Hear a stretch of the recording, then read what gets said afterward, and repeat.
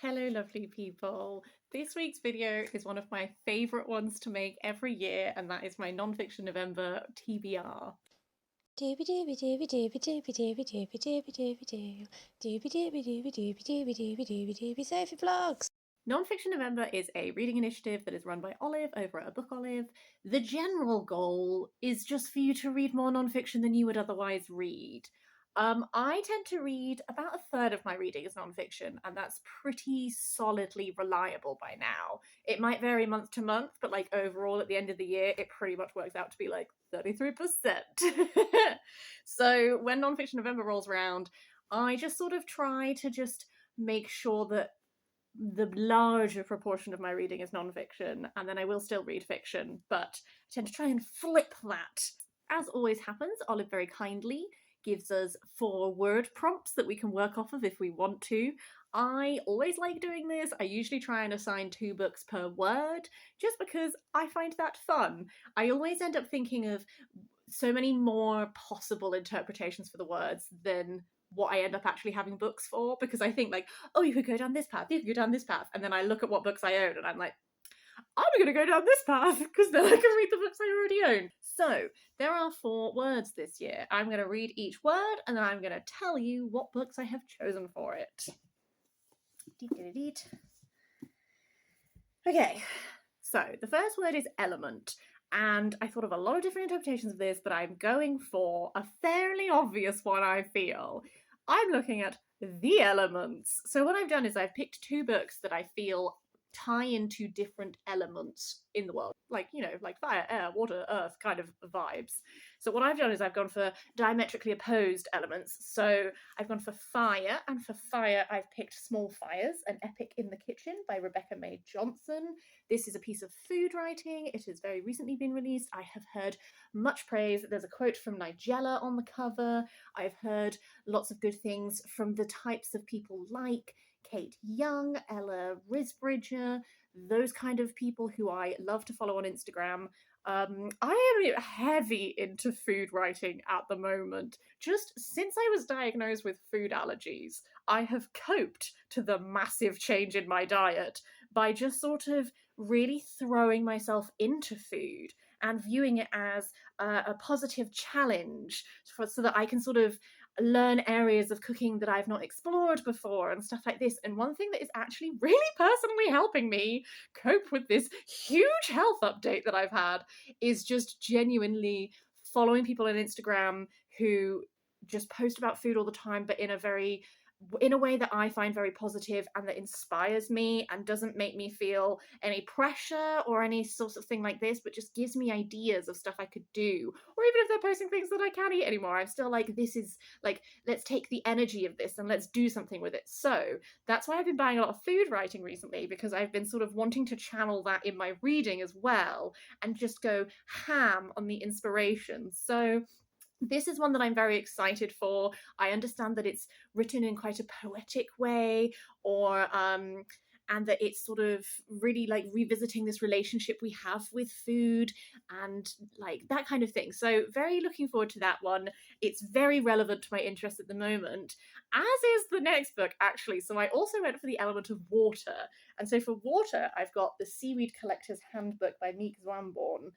I am so into nature writing / science writing that is very specifically focusing on like particular types of beings. So I've been reading fungi books, I've been reading moss books, I've been reading shell books, all of that. Yes, seaweed is one that I want to know more. I recently watched this program. It's called Filcher. It plays on BBC Alba, so it's in Scots Gaelic, but they have subtitles for English speakers and probably other languages as well. But it is looking at different types of material in Scotland and how various Scots artists are using them to create. It has been fascinating. There is one person who was explored on it who uses seaweed as a textile and creates these fashion ranges using seaweed, and I find that so interesting. So this was already on my radar, but then watching that program, I was like, oh wow, this whole world. So I really want to understand seaweed better.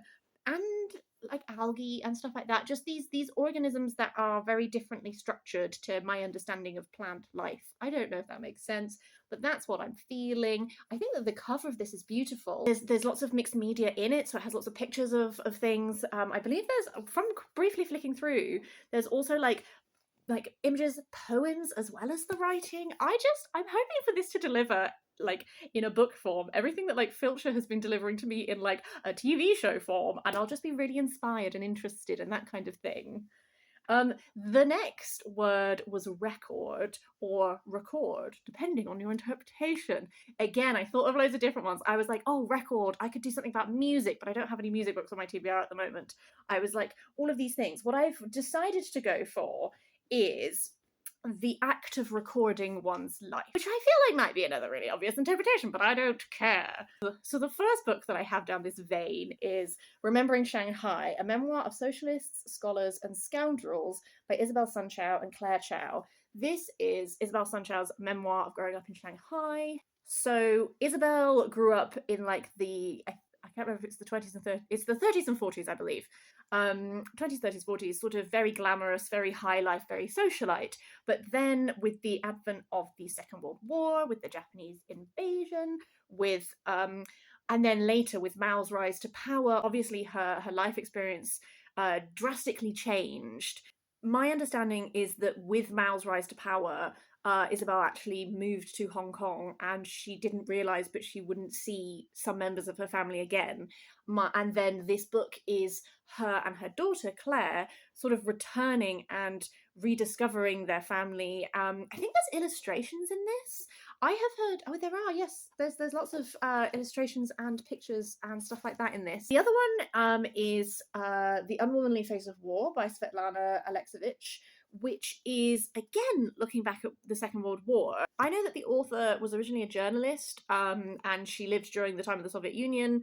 I believe she was located around what is now Belarus, and she found through her interactions with women how many of them had been actively involved in the Second World War, and how much their stories were not acknowledged and were silenced. So I'm kind of going down record for the angle here is like recording these stories of these people whose histories had been previously not talked about and not explored.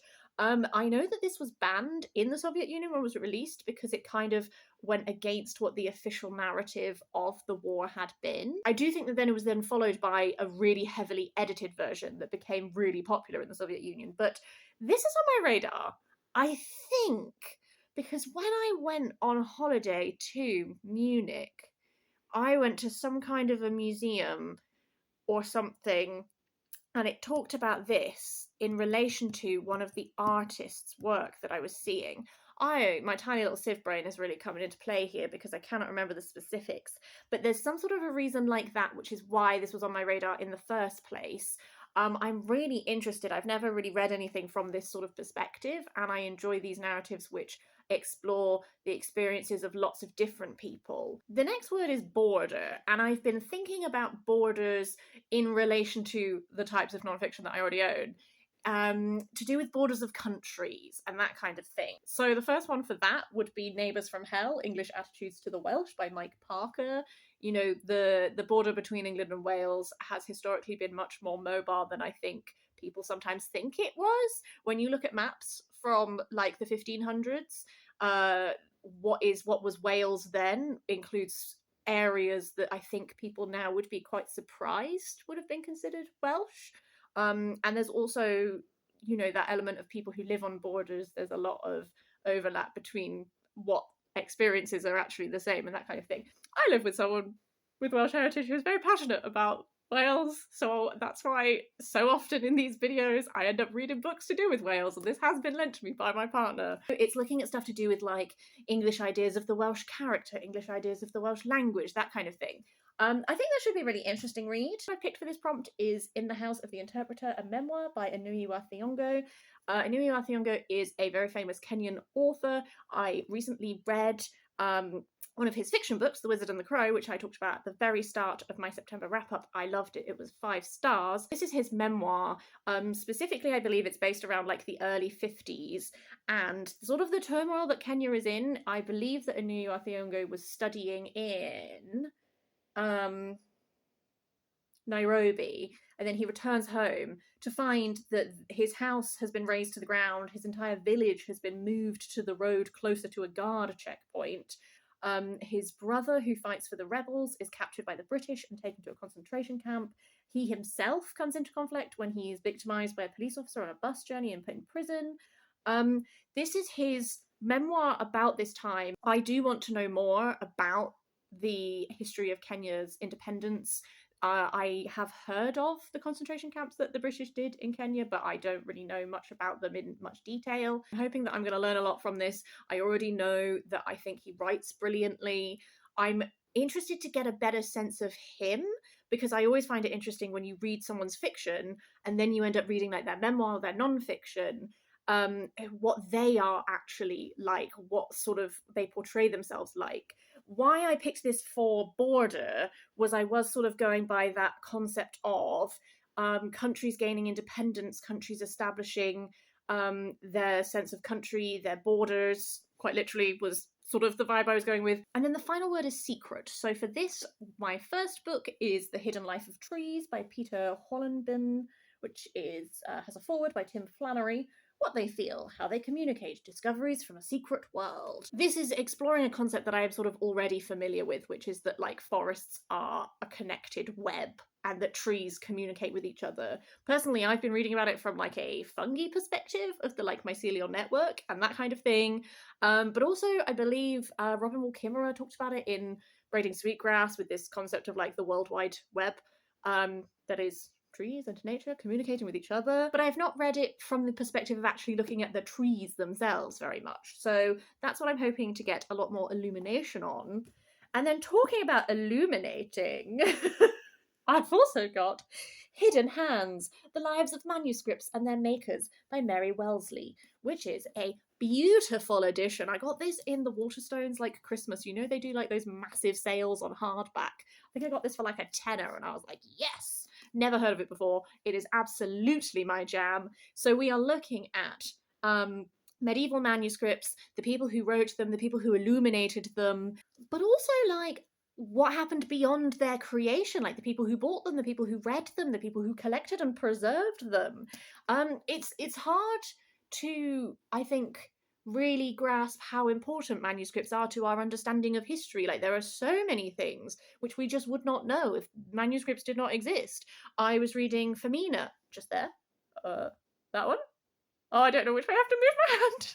I was reading Femina by Janina Ramirez, which loved.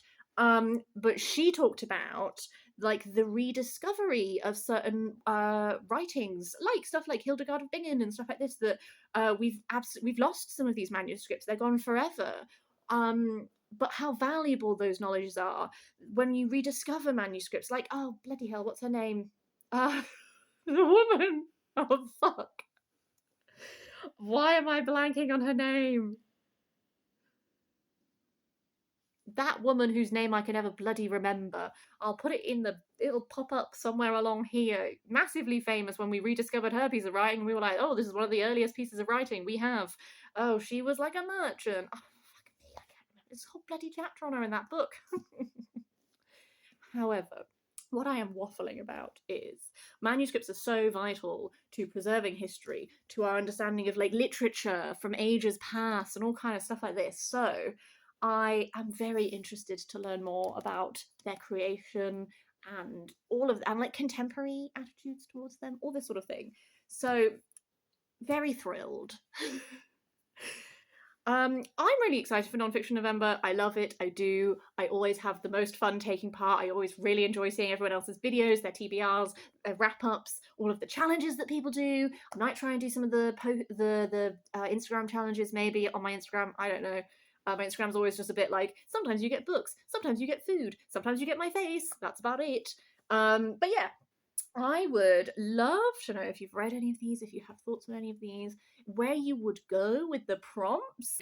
What interpretation of the words would you do? What books do you have on your shelves, or even not on your shelves, but on your radar that would work really well?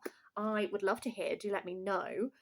Otherwise, I hope you're having the loveliest of days. I will see you next time for something different. Who knows what it will be? Maybe some non-fiction content for this most wonderful of months. We shall see.